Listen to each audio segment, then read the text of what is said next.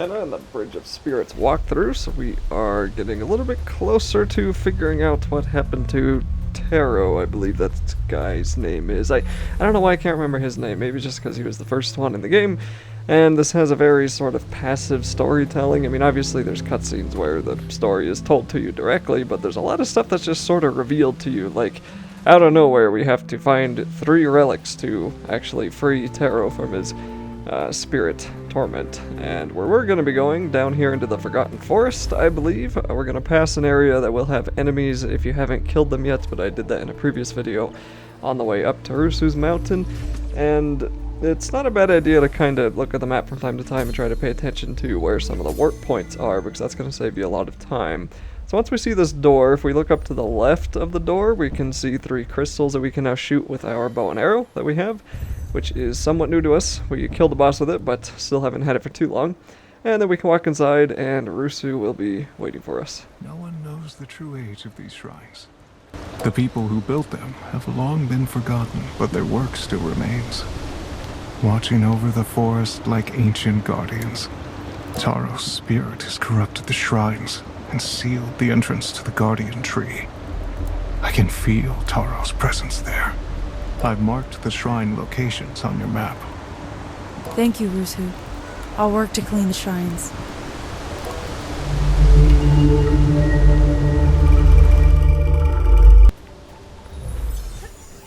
So on top of having to find 3 relics to free Taro, or Taro, whatever the correct pronunciation of that is, we also have to find a whole bunch of shrines now to cleanse, and that's not going to be too uncommon.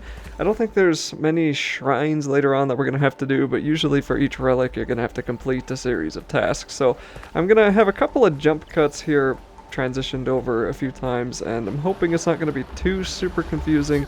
This area we're in is pretty open, so to speak, meaning that there's not really a set way for you to go. So the order I'm doing these in will probably be different than the path you took, but hopefully you'll be able to still learn what you need to if you get stuck somewhere. This little area is going to have some enemies, and we're going to notice that there's a health plant on the left side, so we can use that if we need to. And most of the enemies that are going to be attacking us now are going to have weaknesses that we can exploit with the bow and arrow. So this Sprout enemy, I think that's what that guy's called. I'm pretty sure he's the same enemy as the first boss that we fought. He'll have a whole bunch of crystals on him now that we can actually shoot. And just like with the Woodland boss that we defeated earlier, when you shoot his crystals, he takes more damage. And he'll also drop some rot regeneration crystal things, whatever the heck they're called. And that can be useful if you want to get a lot of rot really quickly, but you do have to walk pretty much right on top of them for that to work. So it can be a little bit annoying trying to pick those up sometimes, and you still seem to get more rot regeneration just by fighting the enemies. And the nice thing about the bow and arrow is that it does a lot of damage when it's fully charged, and it can be a little bit annoying because as you're using it, you only get like 4 arrows, and I think I probably have an upgrade. I think you start off with 3, and I probably upgraded my arrow number to 4, and I think you can get like 5 or 6 by the end. You might start off with 4, I don't really remember. But anyway, there's also upgrades that we can start getting now if you have probably seen that already. I think I cut that part out, but the game explains that pretty well. So a lot of the money that we get, that we start collecting either from defeating bosses or defeating enemies, which I think is called karma, then we can go into our menu. That 90 up in the top right, that was the upgrade currency. You can go into your upgrade menu, which you can access by pushing M to go to your map and then use the tabs at the top, or whatever your map button is, and then you can buy various upgrades there. Melting snow from the mountain shrine feeds these streams. The waters here are sacred.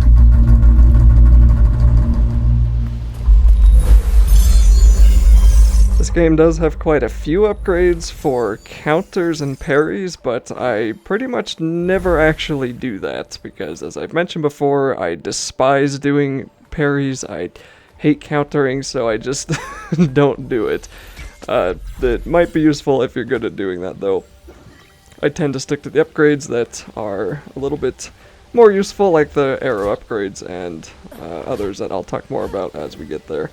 There's going to be a hat shop kind of in the middle of nowhere here, so if you want to buy some more hats for your little Pikmin, then you can. I'm just going to gloss over that. And then we're going to try to actually get to the first shrine that we have to clear. I'm not actually sure how many shrines I get through in this video. That'll be in the title, or I'll probably figure out a way to put them all in this video. But anyway, the first one is going to be down here in this little river. And like I said, you don't have to do it in this order, but this is a decent order to do it in, I guess. Where you can pick up this stone with these rock guys, and we're going to throw the stone, or have them place the stone nicely into that little collection of crystals. And then there will be another stone on the other side here. And we're going to need that to light up some of the crystals that are around us. So let's move the second stone over. And I don't know why they didn't start moving there. This game is so weird, because for the most part it works really well, but every now and then it just kind of feels like your control just doesn't go through, like your input just doesn't work. And then we can step on the button and activate the magic powers, and if we turn around, that plant will open up.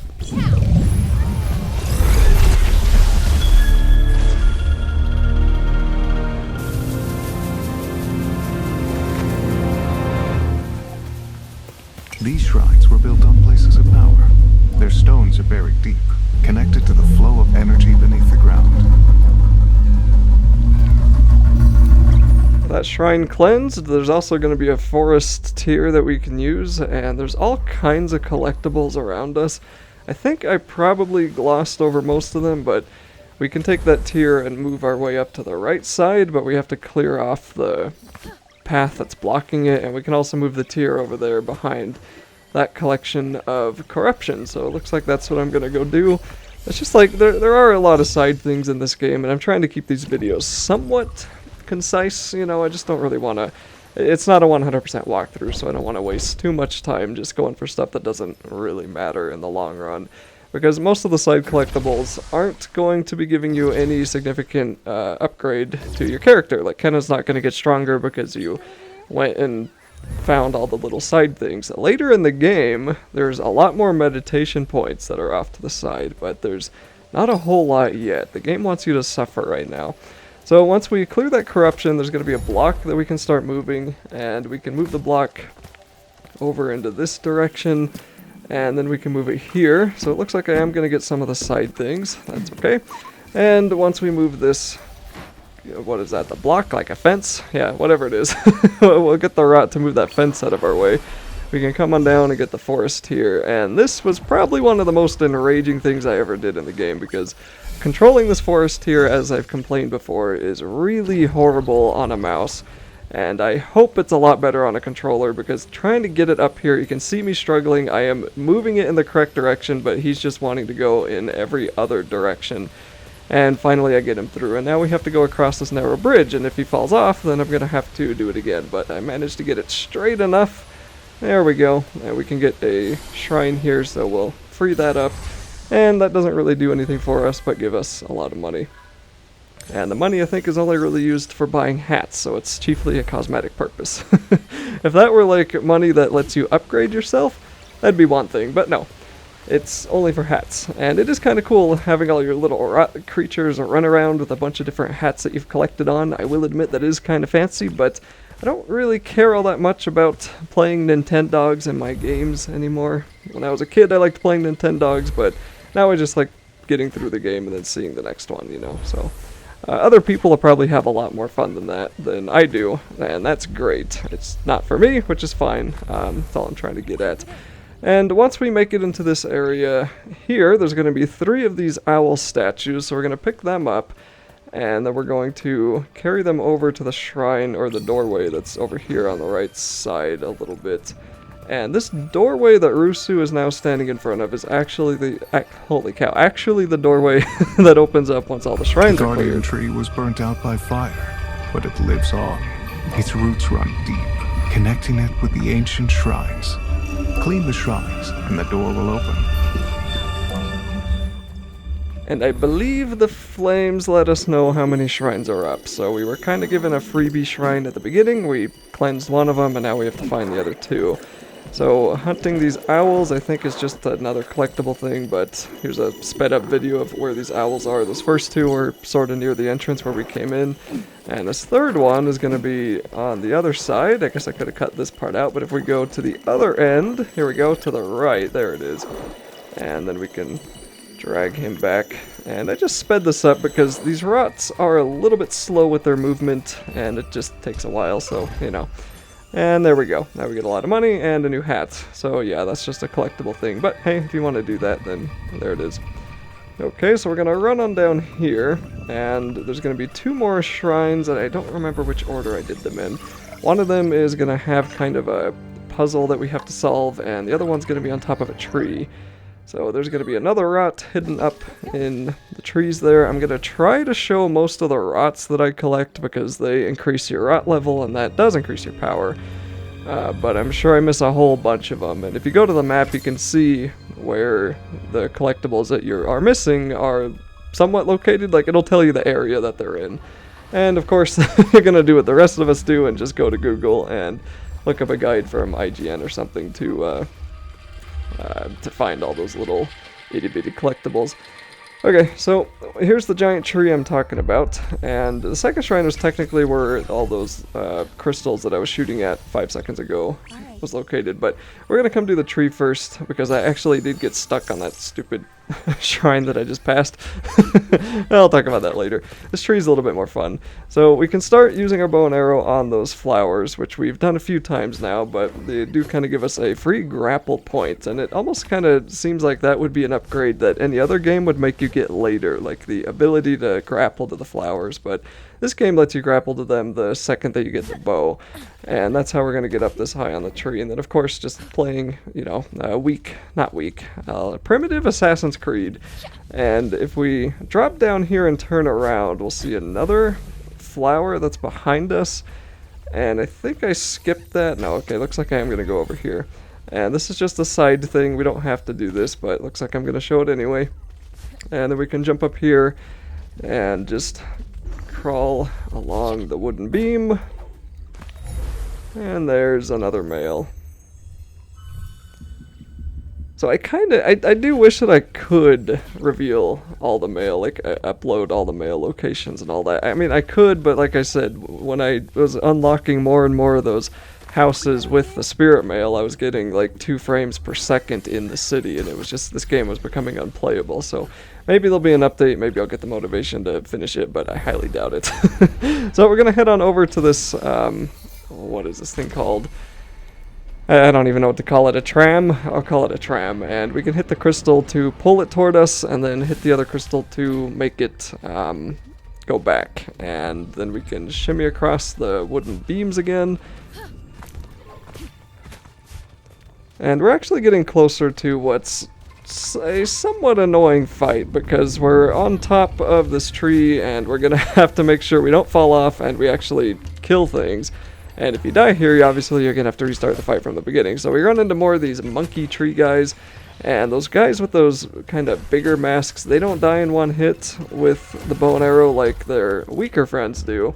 I don't know what happened right there. I think I got flashed by something. I really have absolutely no idea, but whatever that was, it made my game lag really hard, and then it messed up my aiming, so that's why my camera went off into infinity. And then we're going to run into more of these moths, which are among my least favorite enemies in the game because they are just annoying.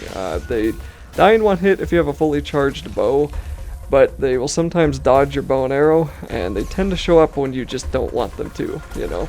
These guys that stand still and throw things at you die in one hit if you shoot them in the stomach. They have a crystal in their stomach, so a fully charged bow shot to that will kill them. And I think if you kind of aim a little bit to the right of those stationary enemies, it seems like you hit their stomach crystal a little bit more. Then we're going to have to warp over here, and there's a health plant for us, just so we can find the stupid monkey that's above us. I think that's the guy that was hitting me this whole time.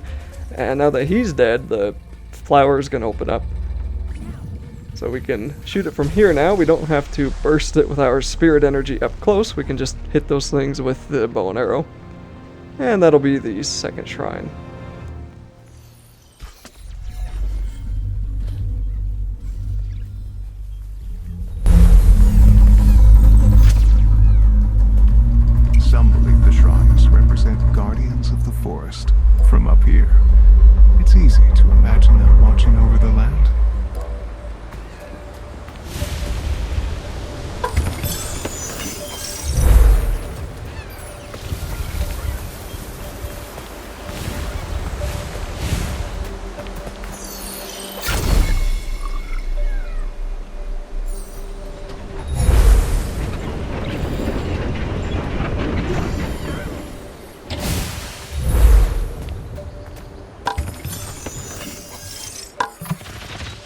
Now for the third shrine, which is probably actually more realistically the second shrine, but anyway, we're going to go the long way, all the way back to this little lake area that we were at before. And the answer to this one is to look through your mask at the tree, and you'll see the candles will light up and then they'll flash in the order that you're supposed to attack those different shrines, those different torches, I guess they might be. And it's going to be like this one for me, and then that one. I don't know if this is the same for everybody or if this is randomized. So if it's different for you, but that's the answer then. You just look through the mask, and there you go. You can blow up the plant and cleanse the third shrine.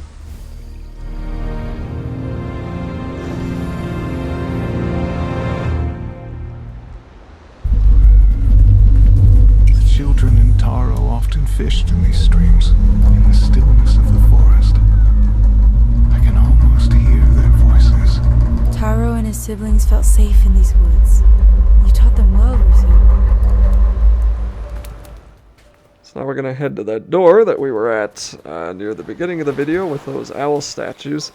And we're going to have to face a brief boss fight. And I say brief just because he's significantly easier than the previous two that we did. And that's kind of something that is common in this game, is you will come across a boss that takes you like 15 tries, and then the next 3 bosses you'll beat on your first try. So there's a little bit of inconsistency with the difficulty of the bosses, but that's alright. It's still a lot of fun. So we'll open up the doorway now, and here he is, the Sprout Captain. So he's similar to Sprout, except he's got 2 swords and a whole lot of Dark Souls-like moves to go along with it. So he'll charge you, he'll spin at you, and when I say Dark Souls, I mean when he attacks you once, he's usually going to follow up with like 4 or 5 different attacks. So right there were 3. Final one was a charge that will close the distance between you and him, and then he's just gonna dash at me and then do 3 more attacks. And I was trying really hard to hit that stupid crystal on the back of him. I'm not sure if this game has aim assist, so it might be easier to pull off on a controller, but on PC they move around so dang much that you really gotta get good with your aiming sometimes, and even a game like this reminds me that I could always get a little bit better. We can also start using our rot a little bit more frequently to abuse some of these enemies, so that was how I managed to take out the last like third or so of that guy's health with no problem. But eventually they will start swinging around and fighting back, so the rot is not really an end-all tactic, but that is it. We're gonna get inside and get the relic.